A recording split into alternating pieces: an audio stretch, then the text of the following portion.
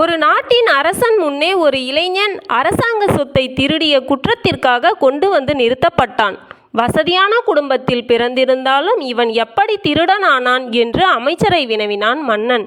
திருட்டு குணம் என்பது வறுமையால் மட்டுமே வருவதில்லை மன்னா.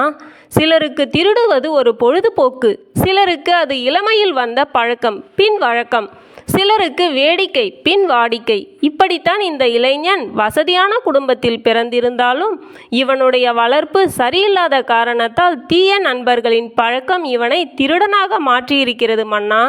பிறப்பு எத்தகையதாயினும் அவர்கள் வளர்கின்ற சூழ்நிலைப்படியே அவரவர்கள் செயல்களும் இருக்கும் என்று அமைச்சன் சொன்னதும், இதை எப்படி உங்களால் உறுதிபட கூற முடியும், நிரூபிக்க முடியுமா என்று மன்னர் கேட்டார்.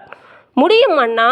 2 கிளிகளை 2 வெவ்வேறு சூழ்நிலையில் வாழும் நண்பர்களிடம் கொடுத்து வளர்க்க சொல்லுங்கள். 6 மாதங்கள் கழித்து அங்கே சென்றால் உங்களுக்கு தானாகவே இதற்கு விடை கிடைத்துவிடும் என்றார்.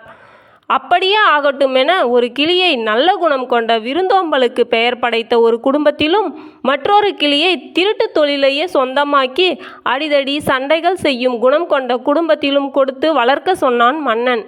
6 மாதங்கள் கழித்து விருந்தோம்பலை பேணுகின்ற குடும்பத்திற்கு அமைச்சனுடன் சென்றான் மன்னன்.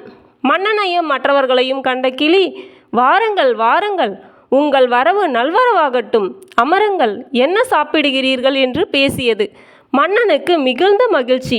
கிளி வளர்த்த குடும்பத்தை பாராட்டி பரிசும் அளித்த மன்னன் அடுத்து திருட்டு தொழில் செய்யும் குடும்பத்தின் வாசலுக்கு சென்றான்.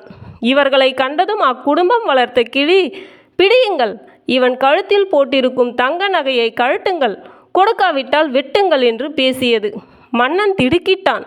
ஒரே வயதுடைய 2 கிளிகள் வெவ்வேறு இடத்தில் வளரும்போது அந்த சூழ்நிலை எத்தகையதோ அத்தகைய குணத்துடனேயே வளர்கிறது என்ற உண்மையை அறிந்தான். அமைச்சனின் சொல்லுக்கு பாராட்டு தெரிவித்து திருடியதற்காக தண்டனை பெற்று வரும் இளைஞனை விடுதலை செய்து அவன் நன்கு படிப்பதற்கு வகையும் செய்தான் மன்னன். ஆகவே தாய் எத்தகைய குணம் கொண்டவளாக இருக்கிறாளோ அப்படியே அவள் வளர்க்கும் பிள்ளைகளும் திகழும். நூல் எத்தகையதோ அத்தகையதாகவே நெய்யப்படும் சேலையும் அமையும். இதனாலேயே தாயை போல பிள்ளை, நூலை போல சேலை என்று பழமொழி உண்டாயிற்று. எந்த குழந்தையும் நல்ல குழந்தைதான் மண்ணில் பிறக்கையிலே. அவர் நல்லவர் ஆவதும் தீயவர் ஆவதும் அன்னை வளர்ப்பதிலே. தாயின் அன்பும் பாசமும் அரவணைப்பும் நல்ல வளர்ப்பும் இல்லாத குழந்தை மண்ணில் மாந்தராவது அரிதிலும் அரிது. அன்னை வளர்ப்பே பெரிது என்ற உண்மையை அறிந்தனர். நன்றி.